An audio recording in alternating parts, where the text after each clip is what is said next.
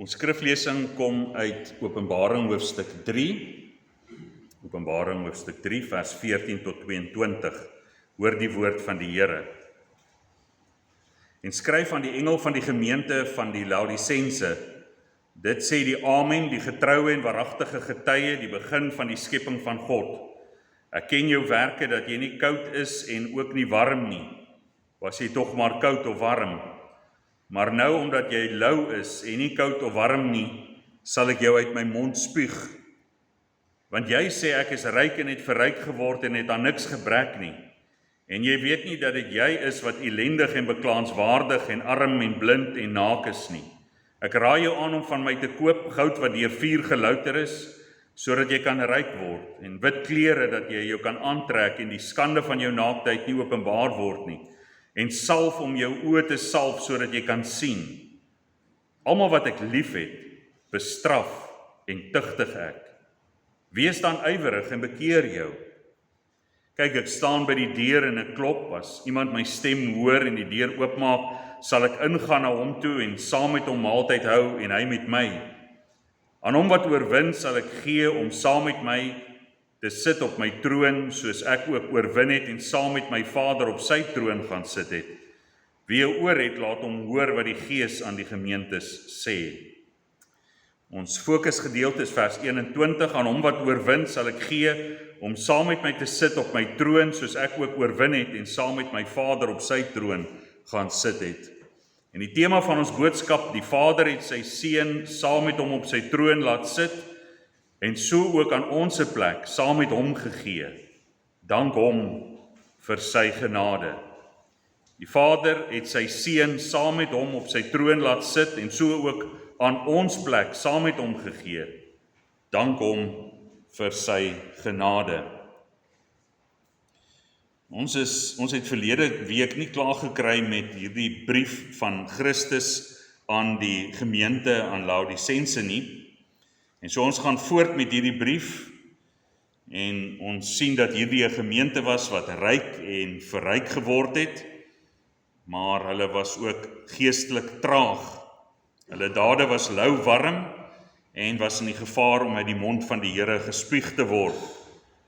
Maar die Here wys hulle 'n uitkoms, en saam met die uitkoms ook 'n belofte. En so sien ons dan dat die weg van herstel van sonde en die beloftes wat God ons gee, is iets waaruit ons kan leer, dat ons as ouers en grootouers nodig het om die verkeerdheid van ons kinders en kleinkinders uit te lig, maar nie te vergeet van die beloftes en beloning van gehoorsaamheid nie. En so ons sal goed doen om God in hierdie opsig dan as voorbeeld na te volg. En so kom ons kyk na wat die weg van herstel van sonde en die beloftes is wat God ons gee wanneer ons hom in die geloof navolg. En die geloof is tog 'n vaste vertroue in hom, en dat ons 'n vaste vertroue in sy weg het, soos ons sien in ons tema. Die Vader het sy Seun saam met hom op sy troon laat sit, en so ook 'n plek aan hom gegee. Dank hom vir sy genade. En so wil ons baie graag uitkom by die belofte, want die belofte is heerlik om saam met Christus op die troon van sy Vader te sit.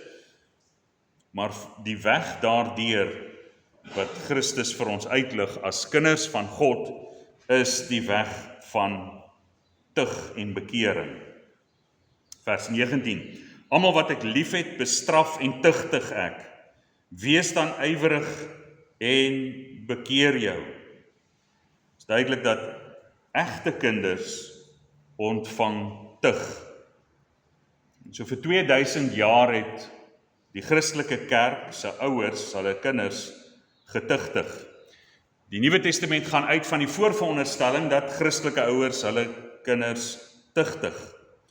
Efesiërs 6 vers 4, en vaders, moenie julle kinders vertoorn nie, maar voed hulle op in die tug en vermaning van die Here. En dit is opmerklik dat kinders wat op 'n baie sielkundige manier deur hulle ouers grootgemaak is, En hulle sê dis die tug en dis die dissipline deur hulle net bloot eenvoudig kamer toe te stuur en ander forme van dissipline wat ons weet ook noodsaaklik is, maar die skrif is baie duidelik dat die tugroede nie weerhou moet word nie, en dit is baie onpopulêr in die tyd waarin ons leef, maar is interessant as ons gaan kyk na die inkonsekwentheid, die onkonsekwente optrede van die wêreld, en ek gaan vir julle 'n voorbeeld noem van 'n storie wat die BBC Earth gedek het van die Pilansberg Nasionale Park. In hierdie park het hulle in die 1970s olifante ingebring, en hulle het tot die slotsom gekom dat dit gaan baie duur wees om groot mannetjies, groot olifantbulle in die park in te bring. Dis baie makliker om kleiner olifantjies, jong olifantjies te vervoer. En sodoende het hulle dan klein olifantjies, koeie en bulle dan in die klein billetjies, koetjies en billetjies, as ons dit so kan stel, dan in die nasionale park, Pilansberg Nasionale Park ingebring. Toe hierdie klein billetjies nou begin om groot olifante te word, volwasse te word, het hierdie jong mannetjies groepe gevorm, en hulle het dan ander diere aangeval en doodgemaak. En oor 'n tydperk het die Pilansberg dan nasionale park het toe nou meer as 50 renosterkarkasse gekry, wat deur die jong olifantbilletjies gegaffel is. Ander het ook deurgeloop, seekoeie en ander. En dit was natuurlik groot skade vir die park, en hulle het besluit om in te gryp en 'n paar groot mannetjies van die Kruger Nasionale Wildtuin te vervoer. Die groot moeite wat hulle van die begin af moes doen, is hulle toe genoodsaak om te doen. En interessant, toe die ouer olifante tussen die jong olifantbilletjies ingekom het hulle hierdie jong olifantbilletjies goed op hulle plek gesit. Ons kan sê die jong billetjies het tug ontvang van hierdie groot bulle. En ewe skielik begin die kinders hulle gedra. Ewe skielik begin die jong olifantjies hulle gedra. En om die ander diere te gaffel het in die niet verdwyn, en ewe skielik het elkeen hulle plek geleer ken. En nou word die BBC Earth wat nou hierdie storie gedek het, prys nou die mense wat hierdie plan gehad het om die olifantbulle te kry om die jongeres op hulle plek te sit. Maar nou kyk ons na ons samelewing en ons sien hierdie soortgelyke ding speel af tussen jong mense wat besig is om geweldenaars te word as gevolg van die feit, eerste plek, daar's baie huishoudings wat uitmekaar uitval, en die tweede plek is ouers bang vir hulle kinders en bang om hulle te tugtig, want die regering kan teen my draai en op die ou ende kan ek in die tronk beland. So, ons het nodig as ouers om ons plek as ouers in te neem. Ons is nie ons kinders se maatjies nie. Ons het nodig om te weet dat ons het soms nodig om die tugroede uit te haal, want dit is vir 2000 jaar die gebruik, en voor dit het die Jode hulle kinders op dieselfde manier getugtig. In die bekende Afrikaanse liedjie, nou ek sê bekend vir meer van die ouer garde van u, die jonger garde ken dit waarskynlik nie, die liedjie van Ruben Lennox, kinders was nog kinders toe ons nog kinders was, is daar 'n paar frases wat mense vandag met die menseregte totaal en al sal flou laat val. 'n Oorveeg met die plat hand of 'n pluk hier aan jou oor. Sielkunde en filosofie maak die hele wêreld boos. Maar oupa het die wenresep om te word wat ons moet wees. Die platriem en die handsambok het die kwale gou genees. En wanneer ons dan tugtiging in ons ouerhuis ontvang, wanneer God sê, ek tugtig die wat ek lief het, dan kan ons dadelike assosiasie daarmee maak.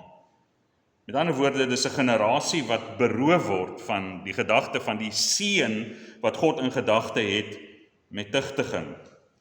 En ek weet dat daar mense is wat onder die vaandel van tugtiging hulle kinders totaal en al skend.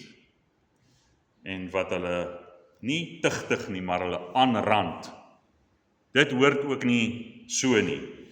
Op 'n liefdevolle, menslike manier het ons nodig om die tugroede uit te haal. En nie om kinders dan geskend agter te laat as gevolg van die feit dat ons aggressie oorkook en ons dan as tiranne oor hulle heers nie. Liefde en tug. Die Hebreërskrywer stel dit ook vir ons mooi en ons leer ook uit die tug wat hieraan betref, omdat Christus nou aan die gemeente leer en vir hulle sê hy wil hulle laat weet dat hy, die wat hy liefhet, tugtig. Kry ons in Hebreërs 'n mooi uiteensetting van die tugtiging van die vaders na die vlees en die tugtiging van die Here. Hebreërs 12 vanaf vers 5. En julle het die vermaning heeltemal vergeet wat tot julle as seuns spreek. My seun, ag die tugtiging van die Here nie gering en beswyk nie as jy deur hom bestraf word nie. Want die Here tugtig hom wat hy liefhet en hy kastei elke seun wat hy aanneem. As julle die tugtiging verdra, behandel God julle as seuns, want watter seun is daar wat die Vader nie tugtig nie?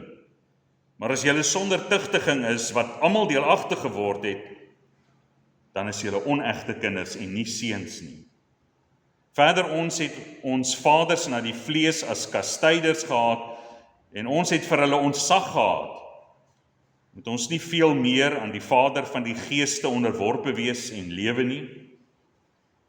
Want hulle het ons wel 'n kort tydjie na hulle beste wete getugtig, maar hy tot ons beswil, sodat ons sy heiligheid kan deelagtig word.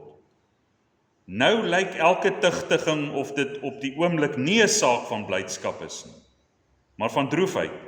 Later lewer dit egter 'n vredevolle vrug van geregtigheid vir die wat daardeur geoefen is.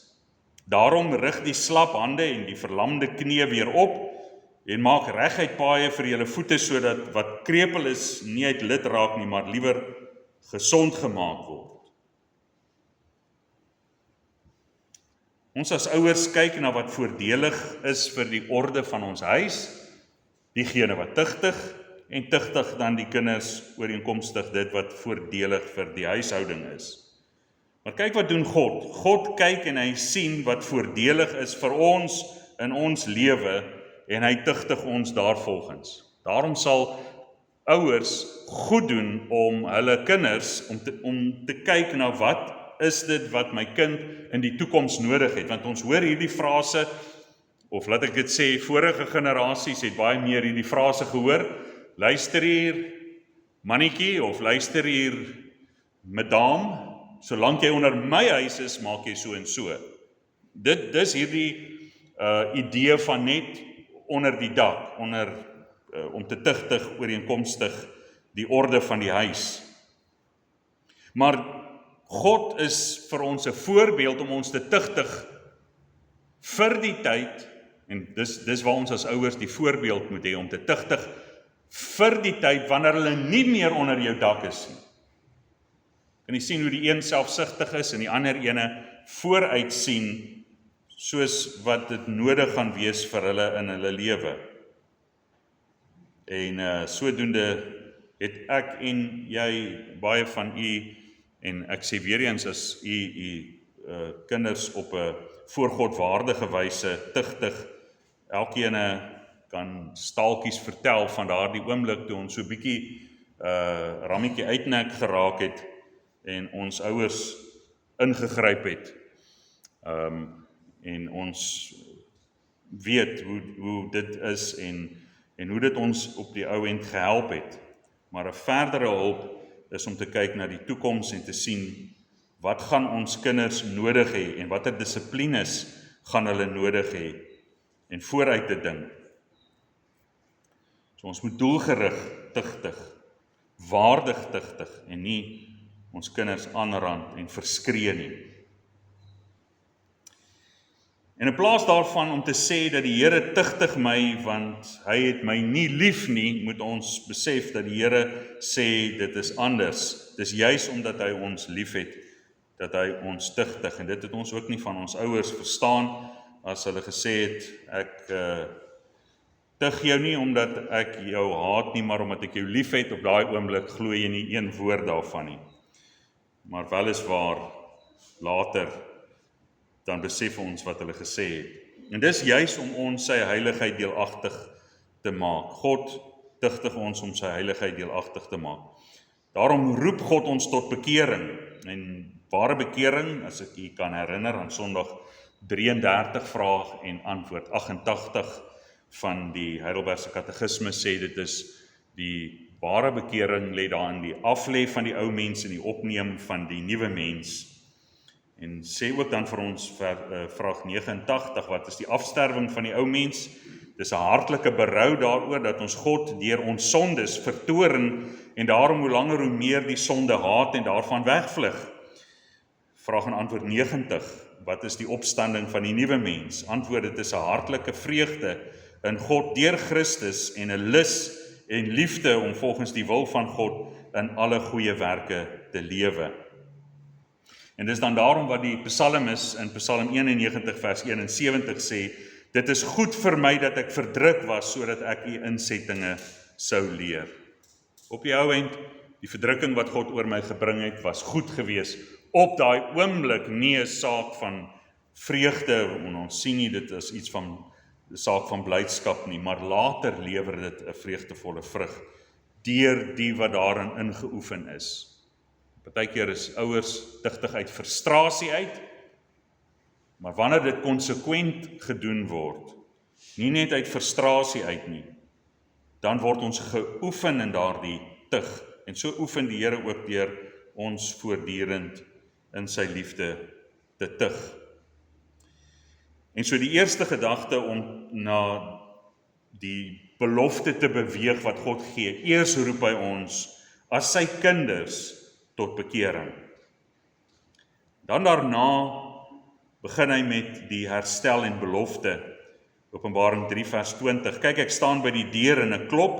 As iemand my stem hoor en die deur oopmaak, sal ek ingaan na hom toe en saam met hom maaltyd hou en hy met my.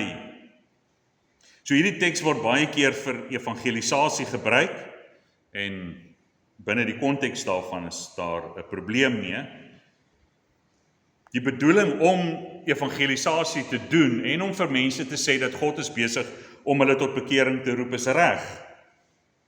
Maar dit is nie hierdie vers se plek om dit dan vir hulle te sê nie, want hierdie teksvers is die roeping van die kinders van God tot bekering.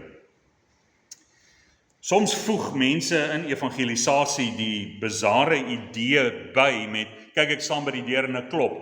En dan voeg hulle woorde in Christus se mond wat hy nie sê nie. Hulle sê, hy staan by die deur en hy klop, en daar is net 'n handvatsel aan die binnekant. Dit staan nêrens hier nie. En net jy kan daardie deur oopmaak. Die skrif leer vir ons teendeel. Ons kan nie die deur in ons oorspronklike verlore toestand eers oopmaak nie. Ons is geestelik dood. Johannes 1 vers 12 en 13 sê, maar almal wat hom aangeneem het, aan hulle het hy die mag gegee om kinders van God te word, aan hulle wat in sy naam glo, wat nie uit die bloed of uit die wil van die vlees of uit die wil van 'n man nie, maar uit God gebore is. Nie uit jou eie wil nie. En so daar's niks van 'n deur wat net 'n handvatsel aan die binnekant het nie. Ons was gijslaar gehou deur die duiwel om sy wil te doen, en God het ingebars, ons kom uitred, lewe vir ons kom gee, en 'n wil gegee wat ooreenkomstig sy wil is. En toe ons God begin soek, was dit omdat hy ons alreeds gevind het. Daarom sê Romeine 9 vers 16 van ons saligheid, sê hy, so hang dit dan nie af van die een wat wil, of van die een wat loop nie, maar van God wat barmhartig is. Fokus is op God, nie op my en my belangrike posisie om 'n deur se handvatsel oop te maak wat net aan die een kant is en God kan niks doen tensy ek nie eers die deur oopmaak nie. So daarom moenie hierdie teksgedeelte daarvoor gebruik nie. Dit is heeltemal in kontras met die res van wat die skrif sê en in kontras van wat die gedeelte sê. Hy praat met die kerk, want die kerk is dan besig om lauwarm lewens te leef en die Here sê om dit reg te stel, tugtig hy, en nou in tug voel ons verwyder van God. En soos wat 'n liefdevolle ouer dan na die tug gegee is en die kind nog in die kamer sit en snik, staan by die deur en klop, en om dan die liefdesverklaring te doen en om te wys dat die Christelike lewe is nie 'n lewe van net tug en dissipline nie, maar is vir die kinders van God 'n lewe van feesviering. Kom uit, kom saam met my en kom vier fees. So ons as kinders van God moet ook van hierdie idee wegbeweeg wat die ouer broer van die verlore seun gehad het. Nou weet dat die verlore seun toe hy teruggekom het en sy pa hom met liefde omhels het en die vetgemaakte kalf geslag het, toe het die ouer broer eenkant gestaan en hy was kwaad gewees en gesê dat ek het u nog al die tyd gedien en u het nie vir my 'n bokkie gegee sodat ek saam met my vriende vrolik kan wees nie. Maar toe hierdie seun van u kom wat u goed met hoere deurgebring het u vir hom die vetgemaakte kalf geslag. Toe sê die vader vir hom, kind, jy is altyd by my en al wat myne is joue. Ons moet tog vrolik en bly wees, want hierdie broer van jou was dood en het weer lewendig geword, en hy was verlore en is gevind. So baie keer kan ons hierdie ouer broer se gesindheid inneem van, die Christelike lewe is nie vir my 'n fees nie. Dis vir my koue pligpleging. En op die ou end raak mense moeg en moedeloos, terwyl die Christelike lewe is 'n lewe van feesviering. Christus het 'n feesmaal ingestel wat ons een van die dae gaan herdenk, die nagmaal. En hulle het die liefdesmaaltyd gehad wat die kinders van God saam geëet het. Die Christelike lewe is 'n lewe van feesviering. En die Here nooi ons om in hierdie lewe 'n lewe te hê van feesviering. Die bruilof van die lam lê voor vir ons in die toekoms, maar ons is al reeds deel van die fees voor die bruilof van die lam. En ja, soms is dit dat ons na die feesmaal kom met 'n droewige gesig. Soos Prediker 7 vers 3 sê, om verdrietig wees is beter as om te lag, want as die gesig droewig is, gaan dit goed met die hart. So soms na die tugtiging voel ons nie om deel te wees van die fees nie, soms voel ons omgekrap. Maar dit help ons om te weet dat om verdrietig te wees, is God ook besig in ons hart, en dan in ons hart het ons vreugde, want dit lewer op die ou en 'n vreugdevolle vrug. So kind van God, hoe lyk jou lewe? Dink jy net elke keer aan hierdie koue dissipline, pligpleging, en jy vergeet om jou Christelike lewe te geniet? Jy vergeet dit dat ons 'n feesdag het vir vandag, waar ons bymekaar kom as kinders van God om die heerlike troos te verneem van sy liefde deur sy seun. En ja, soms deur die stryd word ons te neergedruk, maar ons kan nie anders as dat ons harte brandende word wanneer ons onder die geklank van die woord is nie. Dis vir ons voedsel, vir ons siele, verkoeking vir ons in hierdie moeilike wêreld. En dan verder bekering, belofte van fees en 'n belofte van 'n plek saam met Christus op sy troon. Aan hom wat oorwin sal ek gee om saam met my te sit op my troon, soos ek ook oorwin het en saam met my Vader op sy troon gaan sit het. Wie 'n oor het, laat hom hoor wat die Gees aan die gemeentes sê. En so hierdie gedagte van 'n heerlike plek op die troon van God, met elke gemeente word daar een of ander wonderlike belofte gegee. Byvoorbeeld, Openbaring 2 vers 7, aan hom wat oorwin sal ek gee om te eet van die boom van die lewe, wat binne in die paradys van God is. Openbaring 2 vers 17, aan hom wat oorwin sal ek gee om te eet van die verborgde manna. Lieflike beloftes van feesvieringe, 'n plek van autoriteit, 'n plek van oorwinning. So ons fees wat God ons gee, die nagmaal, is 'n middelpunt van wat die evangelie aan ons verkondig deur die woord. Kom doen die nagmaal deur die tekens. En ons vier die oorwinning van Christus deur sy lyde, dood, begrafnis en opstanding. Ons sal ook sien dat dit baie belangrik is, hierdie gedagte, want ons dink dat ons plek langs die troon van Christus, waar God die Vader hom aan sy regterhand laat sit het, en ons dan sit saam met Christus op sy troon, is iets vir die hiernamaals. Dit is nie vir nou nie, is vir iets in hiernamaals. Dit is hoe ons dink. Maar Paulus skryf aan die gemeente Efese in sy brief, Efesiërs 2 vers 5 en 6, ook toe ons dood was deur die misdade lewend gemaak, saam met Christus, uit genade is julle gered, en saam opgewek, en saam laat sit in die hemele in Christus Jesus.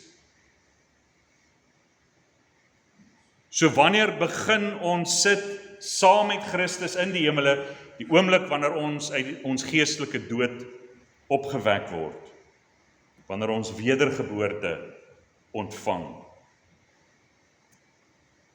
Dan alreeds sit ons saam met Christus op sy troon. Ons kry die belofte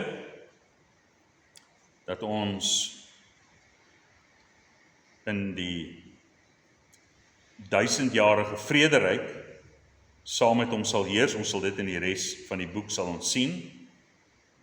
Maar verder is dit Openbaring 22 vers 5, en nag sal daar nie wees nie, en hulle het geen lamp of sonlig nodig nie, omdat die Here hulle verlig, en hulle sal as konings regeer tot in alle ewigheid. So, hoe gaan dit werk? As hy ons laat oorwin en ons laat regeer, soos wat hy ook aan die gemeente Thyatira gesê het, en aan hom wat oorwin en my werke tot die einde toe bewaar, sal ek mag oor nasies gee, en hy sal hulle regeer met 'n ysterstaf, soos erdegoed word hulle verbrysel, net soos ek ook van my Vader ontvang het. Hierdie beloftes wat Christus van sy Vader ontvang het, is duidelik iets wat hier en nou in ons lewens alreeds besig is om gestalte te vind. Ek kan nie praat vir die ewigheid nie. Ek weet nie hoe is dit om te heers saam met Christus tot in alle ewigheid nie.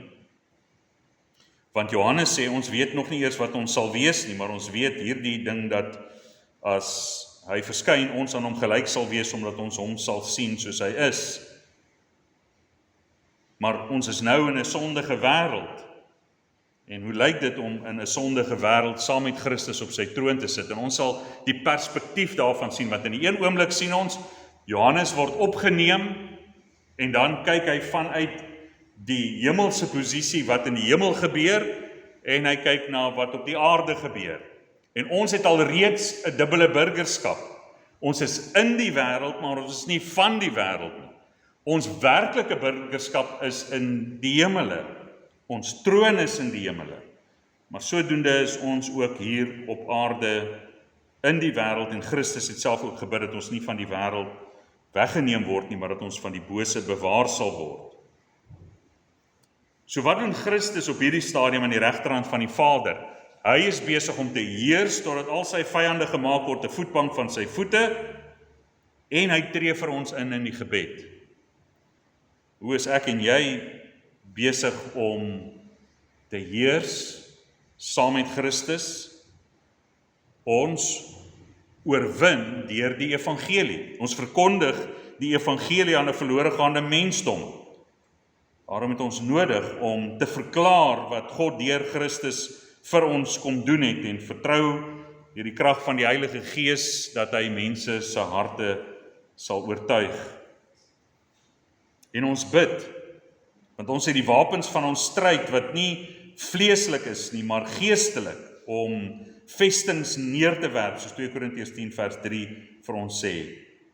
En hierdie wapens van ons stryd wat ons het, Efesiërs hoofstuk 6, die waarheid van die woord van God as die swaard, ons persoonlike waarheid en integriteit is die gordel, ons geloof as skild teen die vuurige pyle van die vyand, ons hoop op die komende verlossing as helm, die geregtigheid van Christus as ons borsharnas, die bereidwilligheid om die evangelie te verkondig as skoene aan ons voete, die voortdurende waking en gebede en smekinge by elke geleentheid vir al die heiliges is ook deel van daardie wapenrusting wat God ons gegee het. So ons sit saam in die hemele in Christus. Christus stuur ons, gaan dan heen na al die nasies, doop hulle in die naam van die Vader, die Seun en die Heilige Gees, en leer hulle om alles te onderhou wat ek julle beveel het. Om hierdie opdrag gehoorsaam te gee, is om saam met Christus op sy troon te sit en te heers, terwyl sy vyande gemaak word 'n voetbank van sy voete. En omdat Christus ons hoëpriester is en vir ons intree, gee hy vir ons ook die opdrag om vir al die heiliges altyd met smekinge en gebede te bid. So, dit klink so nietig, ons het iets anders verwag om aan die regterhand van die Vader te sit. Maar ons het ook geleer al verskeie kere dat God het juist dit uitgekies wat in die wêreld se oë nietig lyk. So dit klink nietig, maar dis iets wat die wêreld nie verwag nie. En hulle sal eendag sien dat ons ware plek langs Christus aan die regterhand van sy Vader is. En nou is ons besig om alreeds in die geloof dit uit te leef, in die oorwinning, besig om fees te vier. So gelowige, ons afhanklikheid is van God, ons afhanklikheid om gered te word, ons afhanklikheid van God tot ons heiligmaking, ons is afhanklik van ons volharding van God, en hy het vir ons 'n plek gegee om 'n hemelse perspektief te kry van wat op die aarde besig is om te gebeur en wat God in die hemele doen. Daarom verklaar ons die waarheid, ons bid vir mekaar, en sodoende is God besig om sy koninkryk ook deur ons te transformeer. Ons leef as konings, ons vier fees soos konings, ons deel aan die nagmaal, ons deel aan die vreugde, en ons is in die Here altyd deur verblyd. Ons het 'n nuwe lewe, ons het nuwe wit klere, ons het 'n nuwe posisie, ons het wonderlike voorregte. So kind van God, wat is die rede dat ons nog so traag is om die Here te dien en te gehoorsaam, terwyl hy ons sulke heerlike beloftes gegee het? Waarom is ek en jy bekommerd oor wat besig is om in ons lewe te gebeur, terwyl dit vir ons voel, die aarde wil ons insluk, dit voel dat die vyande te veel raak, dit voel of ons nie kan staande bly nie. Dit terwyl Christus ons sy beloftes kom gee het.